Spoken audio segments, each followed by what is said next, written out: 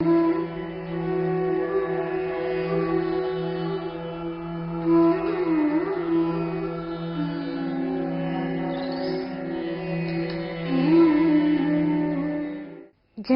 ವಾಹಿನಿಯ ಸಮಸ್ತ ವೀಕ್ಷಕರಿಗೆ ಮುದ್ರಾ ಪ್ರಾಣಾಯಾಮ ಕಾರ್ಯಕ್ರಮಕ್ಕೆ ಸ್ವಾಗತ. ಈ ದಿನ ಅಸ್ತಮ. ಈ ಅಸ್ತಮ ಅಂದ್ರೆ ಕೆಲವರಿಗೆ ಬೆಳಗ್ಗೆ ಎದ್ದ ತಕ್ಷಣ 10, 50, 100ರ ತನಕ ಸೀನ್ಗಳು ಬರ್ತಾ ಇರುತ್ತೆ. ಕೆಲವರಿಗೆ ಮೂಗು ಸೋರ್ತಾ ಇರುತ್ತೆ. ಇನ್ನು ಕೆಲವರಿಗೆ ಮೂಗು ಕೆರ್ತಾ ಬರ್ತಾ ಇರುತ್ತೆ. ಅಲರ್ಜಿ ಜಾಸ್ತಿ ಆಗಿರುತ್ತೆ. ಉಸಿರಾಟ ತೊಂದರೆ ಆಗುತ್ತೆ. ಕೆಲವರು ಏದುಸಿರನ್ನ ಬಿಡ್ತಾ ಇರ್ತಾರೆ. ಇನ್ನು ಕೆಲವರು ಇನ್ಹೇಲರ್ ಅನ್ನ ತಗೊಳ್ತಾ ಇರ್ತಾರೆ. ಉಸಿರಾಡೋದಕ್ಕೆ ಬಹಳನೇ ಕಷ್ಟ ಆಗುತ್ತೆ. ಇದನ್ನೆಲ್ಲ ನಾವು ಅಸ್ತಮ ಅಂತ ಕರಿತೀವಿ. ನಾವು ಏನನ್ನ ತಿಂದ್ರೂ ಕೂಡ ಅಲರ್ಜಿ ಆಗುತ್ತೆ ಅಂತ ಹೇಳ್ತೀವಿ. ವೀಕ್ಷಕರೇ, ನಿಮ್ಗೊಂದು ಮಾಹಿತಿಯನ್ನ ಹೇಳ್ತೀನಿ. 80ರ ದಶಕದಲ್ಲಿ ನೀವು ಗಮನಿಸಿ, ನಾವು ಏನನ್ನ ತಿಂದ್ರೂ ಕೂಡ ಅರ್ಗಿಸ್ಕೊಳ್ತಾ ಇದ್ವಿ. ನಮಗೆ ಅಜೀರ್ಣ ಅನ್ನೋದೇ ಇರಲಿಲ್ಲ. ಅಂದ್ರೆ ಯಾವ ಆಹಾರವನ್ನೇ ತಗೊಂಡ್ರು ನಮಗೆ ಅಲರ್ಜಿ ಆಗ್ತಾ ಇರಲಿಲ್ಲ. ಇನ್ನ ಅಡಿಗೆ ಮನೆಯಲ್ಲಿ ಸಕ್ಕರೆ ಆಗಿರಬಹುದು, ಕೊಬ್ಬರಿ ಆಗಿರಬಹುದು, ತುಪ್ಪ ಆಗಿರಬಹುದು, ಇವೆಲ್ಲ ನಮ್ಮ ಕೈಗಳಿಗೆ ಎಟಕ್ತಾ ಇತ್ತು. ಯಾವುದಕ್ಕೂ ಲಾಕರ್ಗಳು ಇರಲಿಲ್ಲ. ಇನ್ನು ಬರಿಗಾಲಲ್ಲಿ ಊರೆಲ್ಲ ಸುತ್ತಾಡಿದ್ರು ನಮ್ಮ ಕಾಲ್ಗಳಿಗೆ ಏನೂ ಆಗ್ತಾ ಇರಲಿಲ್ಲ. ಆದ್ರೆ ಇನ್ನು ಕೆಲವ್ರಿಗೆ ಅಂದ್ರೆ 80ರ ದಶಕದಲ್ಲಿ ಕೆಲವರು ಟಿವಿಗಳನ್ನ ನೋಡ್ತಾನೆ ಇರಲಿಲ್ಲ. ಈಗೇನಾಗಿದೆ ಅಂದ್ರೆ ಸ್ಕೂಲ್ ಬಿಟ್ಟ ತಕ್ಷಣನೇ ಫ್ರೆಂಡ್ಸ್ಗಳು, ರಾತ್ರಿ ಎಲ್ಲ ಆಟ, ಆಮೇಲೆ ಓದು ಅನ್ನೋದಾಗಿತ್ತು. ಆದ್ರೆ ಈಗ ನೈಟ್ ಎಲ್ಲ ಟಿವಿ ನೋಡ್ತಾರೆ. ನಂತರ ನೆಟ್, ಅಂದ್ರೆ ಅವರಿಗೆ ಕಂಪ್ಯೂಟರೇ ಒಂದು ಪ್ರಪಂಚ ಆಗ್ಬಿಟ್ಟಿದೆ. ಬರೀ ಕಾಲಲ್ಲಿ ಸುತ್ತಾಡಿದ್ರು ಕೂಡ ಏನೂ ಆಗ್ತಾ ಇರಲಿಲ್ಲ. ಆದ್ರೆ ಈಗ ನಾವು ಅಡಿಗೆ ಮನೆಯಲ್ಲಿ ಅಥವಾ ಮನೆ ಒಳಗಡೆ ಕೂಡ ಓಡಾಡುವಾಗ ಕಾಲಿಗೆ ಚಪ್ಪಲಿಯನ್ನ ಉಪಯೋಗಿಸ್ತೀವಿ. ಕಾರಣ ಅಲರ್ಜಿ ಆಗತ್ತೆ.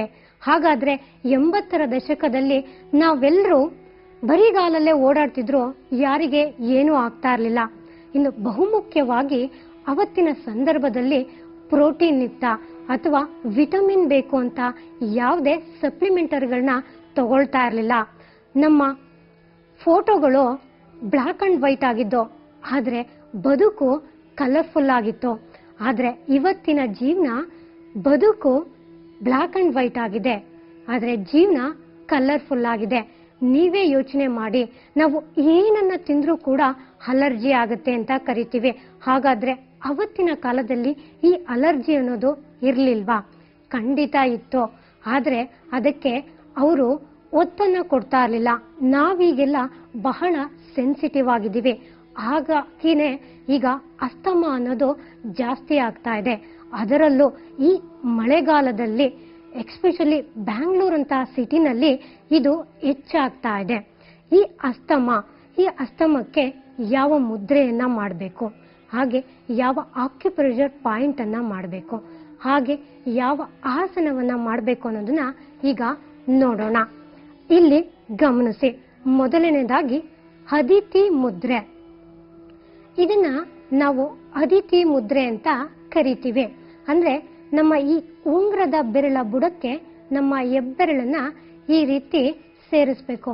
ಇದಕ್ಕೆ ಅದಿತಿ ಮುದ್ರೆ ಅಂತ ಕರಿತೀವಿ. ಈ ಮುದ್ರೆಯಲ್ಲಿ ಕಪಾಲಭಾತಿ ಪ್ರಾಣಾಯಾಮ. ಮೊದಲು ಪಾರ್ಶ್ವ ಕಪಾಲಭಾತಿ ಪ್ರಾಣಾಯಾಮವನ್ನ ಅಭ್ಯಾಸ ಮಾಡಬೇಕು. ಇಲ್ಲಿ ಗಮನಿಸಿ, ಫಸ್ಟ್ ಬಲಭಾಗವನ್ನ ಮುಚ್ಚಿ ಎಡಭಾಗದಿಂದ ಪಾರ್ಶ್ವ ಕಪಾಲಭಾತಿ.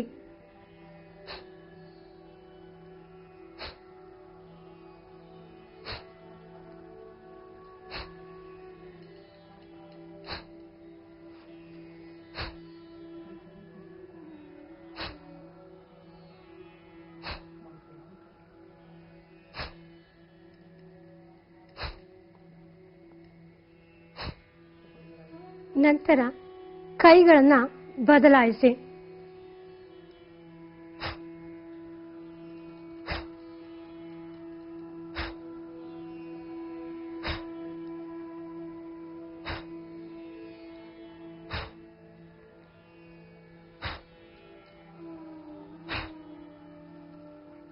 ಅದಿತಿ ಮುದ್ರೆಯಲ್ಲಿ ಕನಿಷ್ಠ ಪಕ್ಷ 10 ರಿಂದ 15 ಸ್ಟ್ರೋಕ್ನಷ್ಟು ಪಾರ್ಶ್ವ ಕಪಾಲಭಾತಿಯನ್ನ ಅಭ್ಯಾಸ ಮಾಡಬೇಕು. ತದನಂತರ ಈ ಸೂರ್ಯ ಮುದ್ರೆಯಲ್ಲಿ ಕಪಾಲಭಾತಿ ಪ್ರಾಣಾಯಾಮವನ್ನ ಅಭ್ಯಾಸ ಮಾಡಬೇಕು. ಇಲ್ಲಿ ಗಮನಿಸಿ.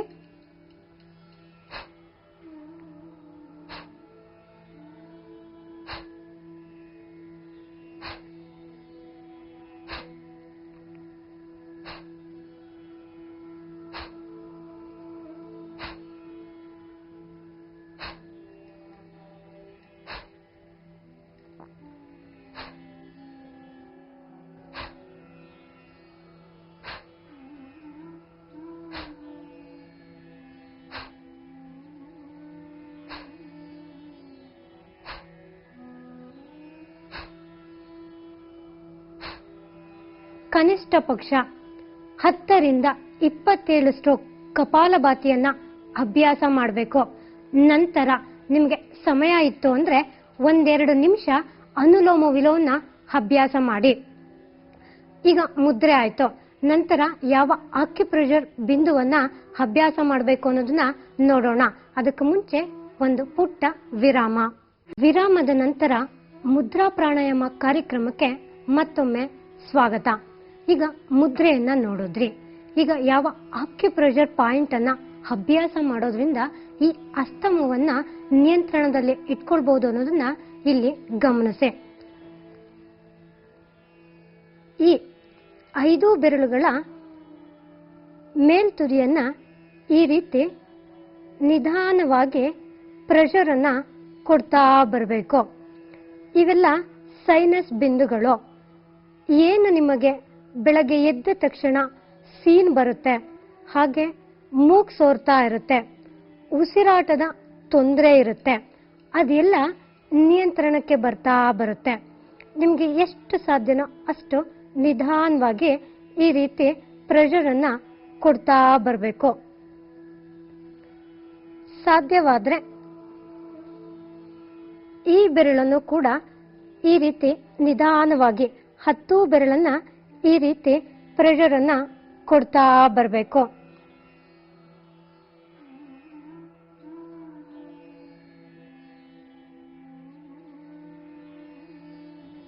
ನಂತರ ಈ ಆಕ್ಯುಪ್ರೆಷರ್ ಬಿಂದುವಿನಲ್ಲಿ ಕಪಾಲಭಾತಿ ಪ್ರಾಣಾಯಾಮ.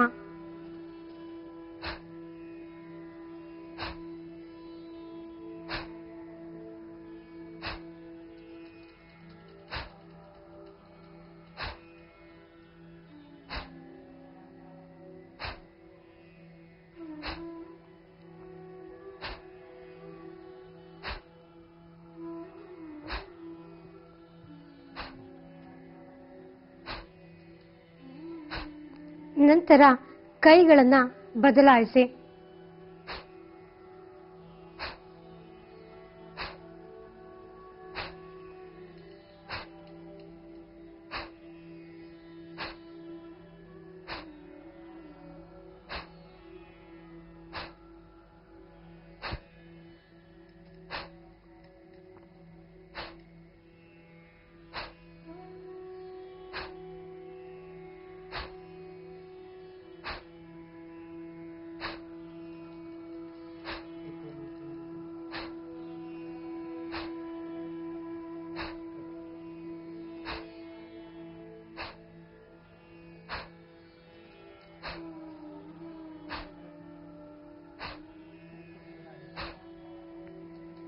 ಈ ರೀತಿ 10 ರಿಂದ 27 ಸ್ಟ್ರೋಕ್ ಕಪಾಲಭಾತಿಯನ್ನ ಈ ಆಕ್ಯುಪ್ರೆಷರ್ ಬಿಂದುವಿನಲ್ಲಿ ಅಭ್ಯಾಸ ಮಾಡೋದ್ರಿಂದ ಆ ಅಸ್ತಮವನ್ನ ನಿಯಂತ್ರಣದಲ್ಲಿ ಇಡಬಹುದು.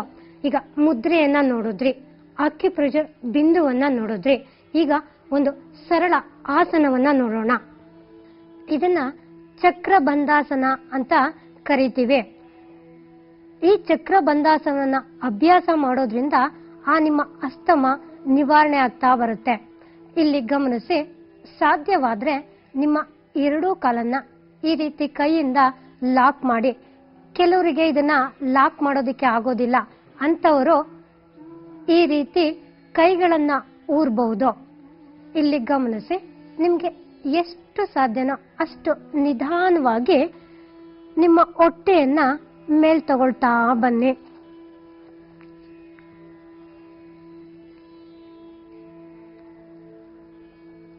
ಇಲ್ಲಿ ನಿಲ್ಲಿಸಿ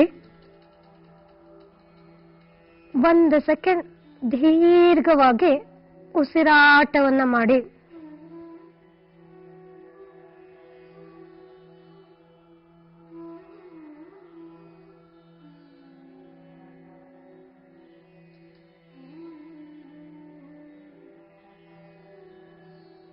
ನಂತರ ನಿಧಾನವಾಗಿ ಕೆಳಗಿಳಿಸಿ ಇಲ್ಲಿ ನಿಲ್ಲಿಸಿ ನಿಮ್ಮ ಉಸಿರಾಟವನ್ನ ಗಮನಿಸ್ತಾ ದೀರ್ಘವಾಗಿ ಉಸಿರಾಟವನ್ನ ಮಾಡಿ.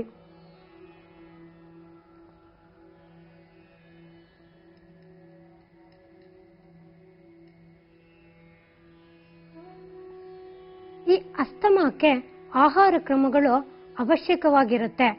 ಕರಿದ ಎಣ್ಣೆ ಪದಾರ್ಥಗಳನ್ನ ಅವಾಯ್ಡ್ ಮಾಡಿ. ಹಾಗೆ ಹಾಲು, ಮೊಸರು ಮತ್ತು ಮಜ್ಜಿಗೆಗಳನ್ನ ಅವಾಯ್ಡ್ ಮಾಡಿ. ಈಗ ನಾನು ಏನು ಹೇಳಿದ್ನೋ ಅದಕ್ಕೆ ಸಂಪೂರ್ಣ ಮಾಹಿತಿ ಉಳ್ಳ ಬುಕ್ಗಳು ಈ ಮುದ್ರಾ ಪ್ರಪಂಚ ಮತ್ತೆ ಮುದ್ರಾ ಪ್ರಾಣಾಯಾಮದಲ್ಲಿ ಸಂಪೂರ್ಣವಾದ ಮಾಹಿತಿಯನ್ನ ಈ ಬುಕ್ನಲ್ಲಿ ನೀವು ಪಡಿಬಹುದು. ನಾಳಿನ ಕಾರ್ಯಕ್ರಮದಲ್ಲಿ ವಿಶೇಷ ಸಂಚಿಕೆಯೊಂದಿಗೆ ಭೇಟಿ ಮಾಡೋಣ. ಮತ್ತೊಮ್ಮೆ ನಿಮ್ಮೆಲ್ಲರಿಗೂ ಬೆಳಗಿನ ವಂದನೆಗಳು.